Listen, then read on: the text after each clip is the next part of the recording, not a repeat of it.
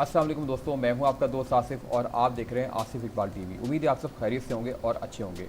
मैं आपको अपने चैनल पर खुशामदीद कहता हूं। दोस्तों, आज की वीडियो में मैं आपको ये बताऊंगा कि यूएसबी डिवाइस को यूज़ करने का सही तरीका क्या है।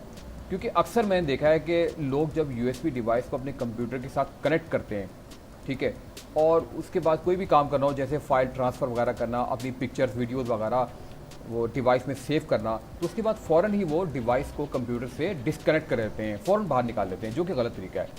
इस तरह जो डिवाइस में डेटा होता है उसमें आपकी कीमती फाइल्स होती हैं, वीडियोस पिक्चर्स वगैरह हो सकती हैं, ठीक है, वो करप्ट हो सकती हैं, ठीक है, और आपको पता है कि वो कितनी कीमती फाइल्स होती हैं और हमें बहुत ही एहतियात से यूएसबी डिवाइस को यूज़ करना चाहिए। तो आज की वीडियो में मैं आपको ऐसा तरीका बताऊंगा कि यूएसबी डिवाइस कभी ख़राब नहीं होगी, कभी उसकी कोई भी फाइल करप्ट नहीं होगी। तो चलिए वीडियो स्टार्ट करते हैं। तो दोस्तों, मैंने इस वक्त अपनी एक यूएसबी डिवाइस है उसको कंप्यूटर के साथ कनेक्ट कर दिया है, ठीक है।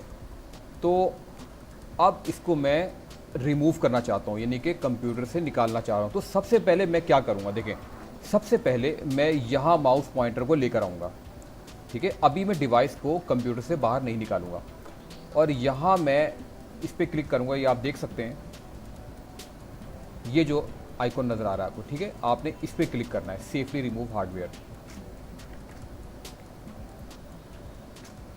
इसके बाद दोस्तों आप यहाँ देख सकते हैं ये क्या लिखा हुआ है, इजेक्ट डेटा ट्रैवलर, ठीक है। तो मैं इस पर क्लिक कर दूंगा।